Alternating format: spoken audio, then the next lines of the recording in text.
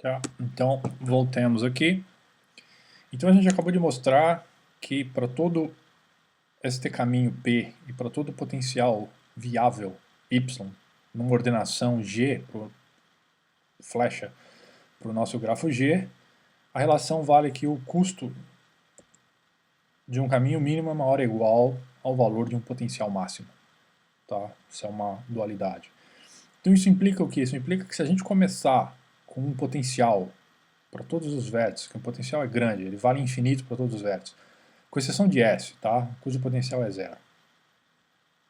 E a gente for diminuindo o potencial à medida que a gente vai iterando aquela recorrência que a gente tinha definido aqui no slide da página 9, tá? Fazendo uma busca baseada nos valores das arestas, a gente vai diminuindo os potenciais até que a gente obtenha um potencial viável. Tá? E esse potencial viável vai ser igual ao valor do caminho mínimo. Tá? Essa é exatamente a ideia do algoritmo de Dijkstra que a gente vai desenvolver. Bom, a ideia para de muitos algoritmos, tá, para caminho mínimo. O algoritmo de Dijkstra que vou apresentar para vocês é uma extensão da busca em largura utilizando uma fila de prioridades no lugar de uma fila simples, tá, que faz exatamente isso. É um algoritmo dual que ele vai diminuindo os potenciais até atingir um potencial viável. E esse potencial viável ele acaba sendo ótimo. Então, o máximo do potencial é igual ao caminho de custo mínimo. Eu não vou provar a igualdade dessa relação aqui nesse curso com vocês, mas é o que acontece. Tá? A pergunta óbvia é, bom, e essa história de ordenação de G, tá? O G flash aqui que a gente usou, tem várias possíveis ordenações, né? Não é difícil perceber o quê? Que se a gente tiver um grafo G com M arestas, quantas ordenações distintas existem?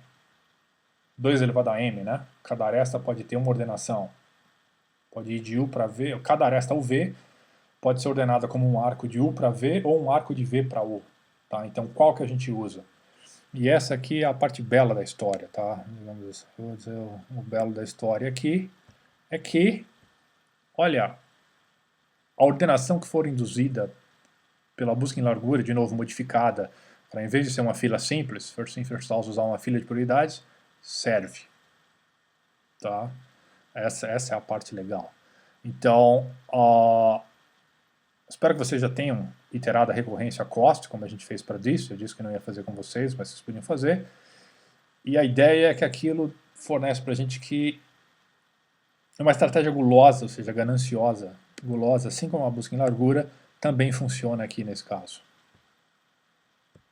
Tá? A diferença é que, de novo, a gente não pode pegar qualquer aresta, a gente tem que pegar aquela aresta mais leve, né, a de custo menor, a mais barata. Tá? E aí que a gente usa uma fila de prioridades H. Tá? A fila de prioridades H, a gente coloca os elementos todos dentro da fila e a gente tira aquele que tem a menor prioridade. Ou a maior prioridade, a gente pode escolher. Nesse caso, a gente vai escolher aquele que tem a aresta de menor custo. Ela vai ter a maior prioridade, digamos assim, de sair da fila. Tá? Então, a cada passo, a gente vai retirar da fila um vértice U, tá? Que vai ter o menor limitante para o potencial. Tá? Então, a gente vai... Inicialmente, todos os vértices têm potencial. A nossa fila de prioridades, deixa eu ser um pouco mais preciso aqui, para vocês entenderem o que a gente está falando. A nossa fila de prioridades ela vai ser uma fila de prioridades com relação aos potenciais dos vértices. Inicialmente, todo vértice tem potencial infinito, com exceção da origem, que vai ter potencial zero. Tá? Toda vez que a gente tirar um vértice da fila de prioridades, a gente vai tirar um vértice que tem o menor potencial possível. E aí a gente vai varrer as arestas incidentes nesse vértice.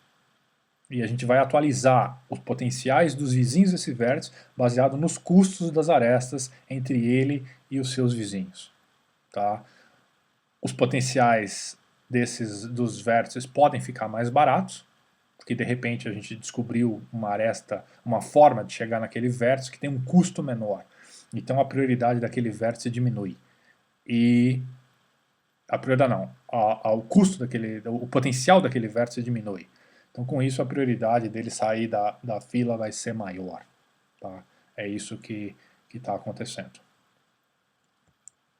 Então, aqui está o algoritmo de Dijkstra. Eu vou explicar isso de novo no pseudocódigo.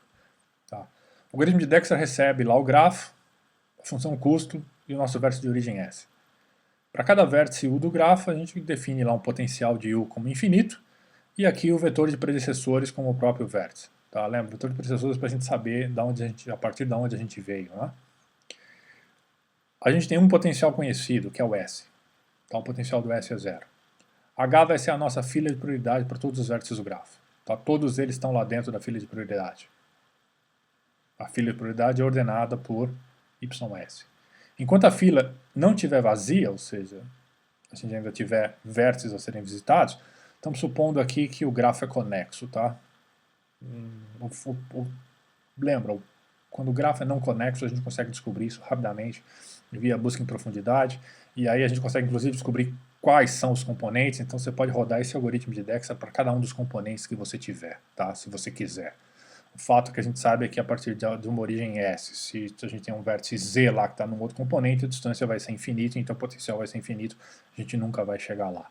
Tá? A descrição aqui simplesmente fica mais simples se a gente supor que o grafo G é conexo. Tá? Então, e é em geral o que a gente quer resolver.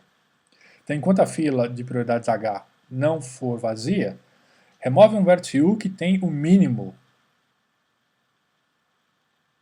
nessa fila H. Que mínimo? Potencial mínimo. Tá? E aí a gente pega um vértice varre a fila da vizinhança, varre a vizinhança de U. Tá? Para todo vértice V, que for vizinho de U, vê o quê? Vê se o potencial de V é maior do que o potencial de U mais o custo para ir de U até V. Ou seja, se isso aqui for verdade, está dizendo o quê? Está dizendo que Y não pode ser um potencial viável. Lembra? O que era um potencial viável? O potencial viável era aquele que o YV era menor ou igual a YU mais o custo de U para V, para todo o arco indo de U para V. Bom, o que a gente acabou de detectar aqui é o quê? Olha, tem uma aresta lá que a gente está trafegando num certo sentido, né? Então é como se fosse um arco de U para V, tal que, olha, o potencial em U mais o custo de U para V, ele é menor do que o potencial que a gente tinha em V. Então isso aqui está violando a história do potencial ser viável. Então, conserta ele. Tá? Isso significa que agora o potencial Y em V passa a ser o potencial em U mais o custo de U para V, e o predecessor de V agora passa a ser o U. Ou seja, é como se a gente estivesse acertando as instâncias aqui, né? Olha, de repente aqui era infinito ou era um número maior? Infinito você nunca tinha chegado nesse vértice V. Um número maior se eu já tivesse chegado. Tá? Talvez por um caminho mais curto, com menos arestas. Agora eu acabei de chegar de uma outra forma, cujo custo é menor. Pode ser que tenha usado até mais arestas, mas o custo é menor. Então, atualiza o custo. Então, observa que isso aqui está exatamente diferente da simulação que a gente fez com a busca em largura, né? E do exemplo que a gente mostrou no começo dessa aula. Tá? No final, quando todos os vértices tiverem saído da fila, a gente vai ter, isso é fácil provar por indução, que Y é um potencial viável. Tá? E ele dá exatamente as distâncias, os custos, digamos, desculpa, distância a gente está falando unitária. O custo tá, de S, o custo de S a todos os demais vértices do grafo. E a gente consegue reconstruir os caminhos baseado em P. Né? Tá? Então aqui só um lembrete. E bom, se o grafo for denso, esse algoritmo implementado com matriz de adjacências roda em tempo quadrático no número de vértices. Tá? Então observa que é basicamente o mesmo custo da busca em largura para um grafo denso. Tá?